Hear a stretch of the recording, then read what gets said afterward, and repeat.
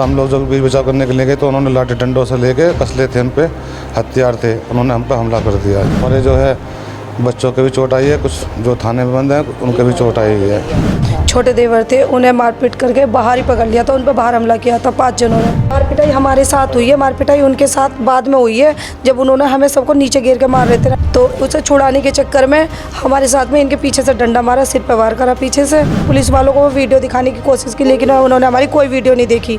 उन्होंने साफ मना कर दिया, सिर्फ दूसरा पक्ष था उसकी सुनी जा रही थी, हमारी कोई कार्रवाई हुई नहीं थी वहाँ से। उन्होंने धमकी दी है, हमें वहीं पर धमकी दी है कि छोटू और कुमरपाल को तो हमें जान से मारना है। मेरे पति को, मेरे बच्चों को कुछ होता है तो जिम्मेवार वो रहेंगे। नमस्कार, स्वागत है आप सभी का मेरे साथ न्यूज़ इंडिया फर्स्ट पर। मैं सोनम चड्ढा और इस वक्त मैं मौजूद हूँ गढ़मुक्तेश्वर के बड़े मोहल्ले में, जहाँ पर आपको बता दें दबंगों के हौसले बुलंद हैं। ज़मीनी विवाद को लेकर एक पक्ष से बुरी तरीके से मारपीट की गई। उस वक्त मैं मौजूद हूँ, जानूंगी क्या कुछ वाक्य था। क्या नाम है आपका? श्री योगेंद्र कुमार। योगेंद्र जी, क्या कुछ हुआ था?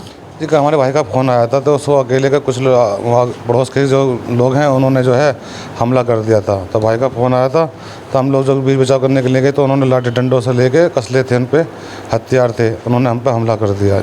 ये जो आपके सर में और हाथ में चोट आई है उन लोगों द्वारा? हाँ जी, उन लोगों के द्वारा आई है जी। और हमारे जो है बच्चों के भी चोट आई है, कुछ जो थाने में बंद हैं उनके भी चोट आई है। विवाद क्या था पूरा? जमीन के लफड़ा था। मारा किसको? मार को किसको डालिया है? मारे के हमारा छोटा देवर था। छोटे देवर थे, उन्हें मारपीट करके बाहर ही पकड़ लिया था, उन पर बाहर हमला किया था 5 जनों ने।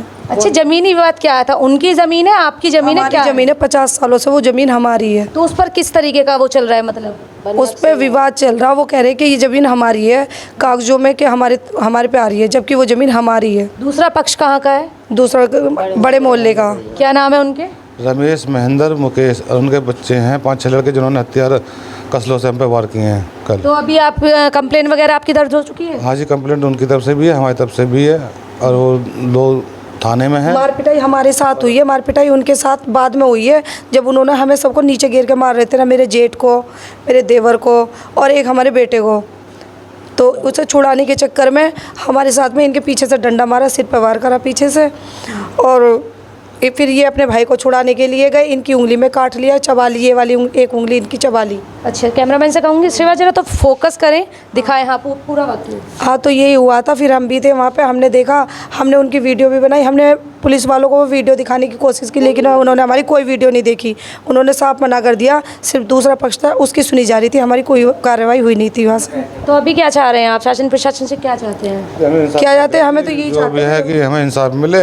हमारा भाई अकेला है, वो अकेले रहता, हम बाहर रहते हैं, उसे जब देखे पीट लेते हैं। पहली बार वाक्य पहले भी दिया है? उन्होंने धमकी दी है, हमें वहीं पे धमकी दी है कि छोटू और कुमरपाल को तो हमें जान से मारना है। अच्छा, जान से मारना? हाँ, गोली मारना हमें। ये किसने कहा? ये प्यारे के लड़के ने किया। क्या नाम है उनका? मुकेश और राकेश। मुकेश और क्या? रमेश और महेंद्र।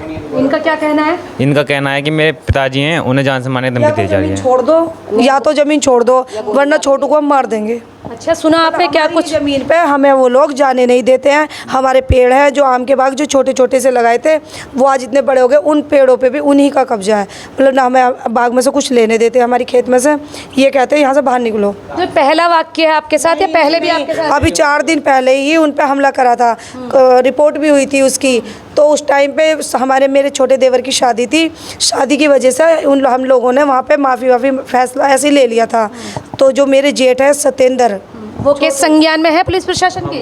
हाँ, जो पहले लड़ाई हुई थी, पहले हुई थी जो, तो हमने ये ले लिया था कि शादी हो जाएगी, अभी हमें कुछ नहीं कहना। अब जब हम शादी के बाद में वहाँ पे गए हैं, खेत पे गए हैं, मेरे जेठ गए हैं बस, और वहाँ पे जाकर उन्हें घेर लिया उन लोगों ने, 5-6 जने थे। फिर इधर से बाद में गए हैं, जब उनका फ़ोन आया कि मुझे यहाँ पे पीट रहे हैं खेत पे, तो ये चारों भाई तब वहाँ पे खेत पे पहुँचे। उनके खिलाफ कोई ऐसे साक्ष्य हैं जिससे कि दिख सके कि मतलब उन लोगों ने आप पर जानलेवा हमला? फिर उनकी वीडियो बनाई थी उन्होंने, उनके हाथ में सबके में डंडे हैं।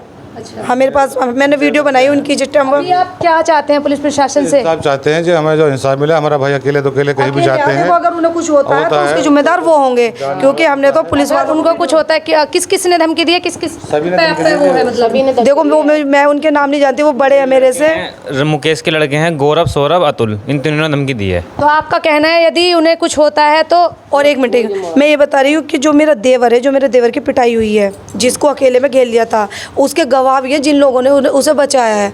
एक चाय की दुकान वाले हैं, चाय की दुकान थी, फिर पे उनका फ़ोन दूसरे नंबर से फ़ोन आया कि जी आपके देवर को इस एक लड़के को यहाँ पीट के घेर रखा है, आकर ले जाओ। फिर हम उन्हें लेकर, वो वहाँ पे बेहोश पड़े थे और जो वहाँ पे डंडे बजे हैं, ठीक है, उसकी हमारे पास में वीडियो, उसकी कोई कार्रवाई नहीं हुई है।